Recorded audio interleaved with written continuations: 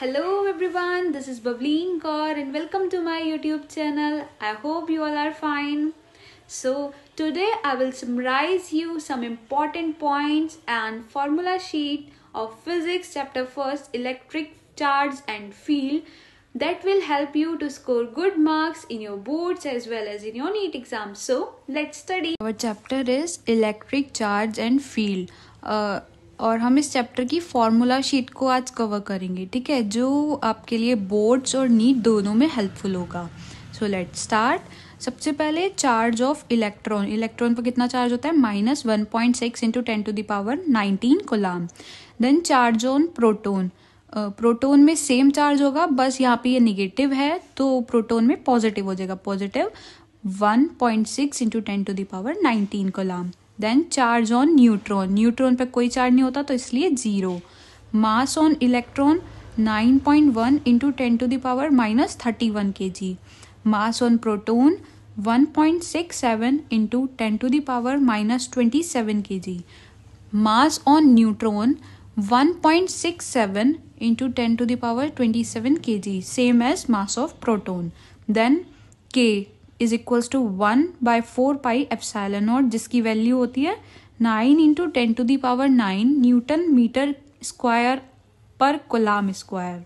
उसके बाद epsilon not की वैल्यू होती है 8.85 इंटू 10⁻12 कूलम स्क्वायर पर न्यूटन पर मीटर स्क्वायर, ठीक है. और Q को हम कैसे फाइंड करते हैं? Q is equals to NE. यहाँ पे जो N है वो है नंबर ऑफ इलेक्ट्रॉन्स या फिर प्रोटॉन्स, और E की जो वैल्यू है वो है 1.6 इंटू 10⁻19 कूलम. उसके बाद F फोर्स का जो हमारा फॉर्मूला होता है इलेक्ट्रिक फील्ड में वो होगा F is equals to K Q1 Q2 upon R square, और K की वैल्यू थी 1/4πε0, तो इसका एक ये फॉर्मूला भी हो सकता है. उसके बाद हमारा नेक्स्ट फॉर्मूला है F C is equals to F G. F जो कूलम फोर्स की वजह से है और एफ जी वो जो ग्रेविटेशन फोर्स की वजह से है. एफ सी मतलब क्यू ई, कूलम फोर्स की वजह से जो फोर्स होता है वो होता है क्यू ई, और ग्रेविटेशन की वजह से जो होता है वो एम जी होता है. ये फॉर्मूला तब एप्लीकेबल है जब जो चार्ज और मास है वो दोनों इक्विलिब्रियम में है. उसके बाद F is equals to Q E, ये हमने ऊपर देखा ही था कूलम फोर्स का formula. Then E is equals to KQ/R square, ये इलेक्ट्रिक फील्ड का फॉर्मूला है, ठीक है. और उसके बाद F is equals to √F1 square plus F2 square plus 2F1 F2 cos theta, जहाँ पे जो थीटा है वो एंगल है F1 और F2 के बीच का, ठीक है. उसके बाद lambda is equals to Q/L, sigma is equals to Q/A, rho is equals to Q/V.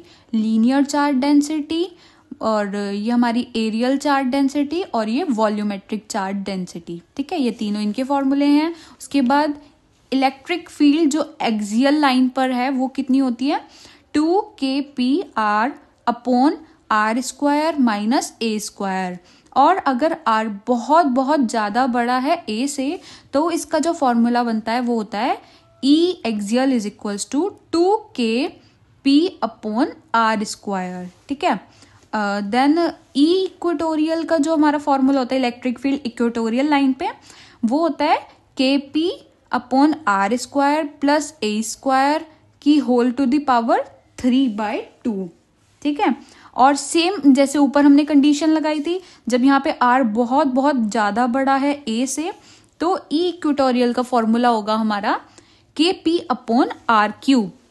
और इनका जो रेशियो होता है E axial by E equatorial, ये भी बहुत ज़्यादा एग्जाम्स में पूछा जाता है, तो ये होता है 2/1, इट मीन्स 2:1.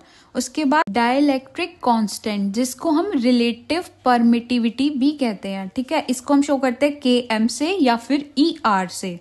इसका फॉर्मूला होता है EM/E0. EM मतलब permittivity of medium upon permittivity of vacuum. और इसका एक और फॉर्मूला होता है F0/Fm, force of vacuum upon force of medium, ठीक है. और फिर उसके बाद P0 is equals to Q into 2A vector.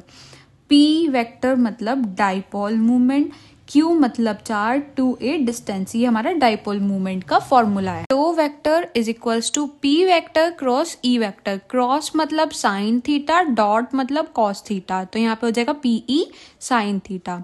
Same हमारा एनर्जी का जो फॉर्मूला है u is equals to minus p E cos theta, ये हो जाएगा minus P vector dot E vector, और u is equals to P E cos theta 1 minus cos theta 2। यहाँ पे हमारा माइनस साइन वो हो गया और यहाँ पे हमारा माइनस साइन आ रहा है, ठीक है।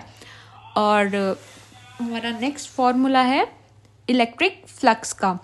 Electric flux is equals to E vector dot A vector, और इसको हम और बोल सकते हैं electric flux is equals to integration E vector dot D S vector, ठीक है। और डॉट का मतलब कॉस थीटा। उसके बाद हमारी गॉस थ्योरम है। गॉस थ्योरम क्या है? Flux is equals to close integration E vector dot D S vector equal है क्यू बाय एप्सिलॉन नॉट के। और गॉस थ्योरम में एक और लाइन होती है, जितना फ्लक्स एंटर करता है ना उतना ही फ्लक्स एग्जिट भी करता है किसी भी सरफेस से, ठीक है। उसके बाद इनफाइनाइटली लॉन्ग चार्ज्ड वायर का जो फॉर्मूला होता है हमारा वो होता है E is equals to lambda 2 pi epsilon naught R, ठीक है। उसके बाद है conducting spherical shell. Conducting spherical shell का क्या फॉर्मूला होता है? इसमें 3 चीजों पे अलग अलग होता है, इनसाइड पे अलग, सरफेस पे अलग, आउटसाइड पे अलग।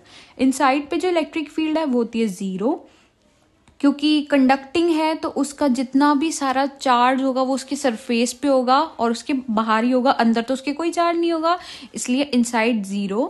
सरफेस पे के क्यू अपॉन ए स्क्वायर, जहाँ पे ए जो है उसकी वो है रेडियस, और आउटसाइड पर जो होगा वो होगा K Q upon R square. R जो है ये डिस्टेंस है सेंटर से आउटसाइड तक का, ठीक है। उसके बाद सॉलिड कंडक्टिंग स्फीयर, ये भी कंडक्टिंग है तो इसका भी सारा चार्ज आउटसाइड सरफेस पर और सरफेस के बाहर ही होगा, अंदर 0 होगा। तो electric field inside 0 on the surface, K Q upon A square, A is the radius, and same outside जो होगा K Q upon R square. R जो हमारा डिस्टेंस है वो सेंटर से आउटसाइड तक का डिस्टेंस। सॉलिड इंसुलेटिंग स्फीयर, ये कंडक्टिंग नहीं है तो इसलिए इसका इनसाइड 0 नहीं है, इंसुलेटिंग है तो उसके इनसाइड में भी चार्ज होगा। इनसाइड है K Q R upon R cube, surface पर है K Q upon R square, outside पर है K Q upon R square. यहाँ पे ये जो कैपिटल आर है ये तो है रेडियस, और ये जो स्मॉल आर है ये वेरिएबल है, ये कांस्टेंट नहीं है, ठीक है। उसके बाद हमारा जो फॉर्मूला है वो है उस infinite plane sheet of charge का। अगर वो थिन है तो उसका फॉर्मूला होगा सिग्मा अपॉन 2 एप्सिलॉन नॉट, अगर वो थिक है तो उसका फॉर्मूला होगा sigma upon epsilon naught. Electric field due to short dipole at any point, E vector is equals to KP under root 3 cos square theta plus 1 upon R cube. फिर हमारा next and last formula है electric field at any point on the axis of uniformly charge ring की वजह से जो electric field का formula है वो है E vector is equals to KQX upon X square plus A square 3/2। So this is all for today. I hope you understand this, and if you have any doubt let me know in the comment section, and like, comment, share the video and subscribe my YouTube channel. Press on the bell icon so you cannot miss any video. That's all for today. Thank you. Bye bye. See you soon.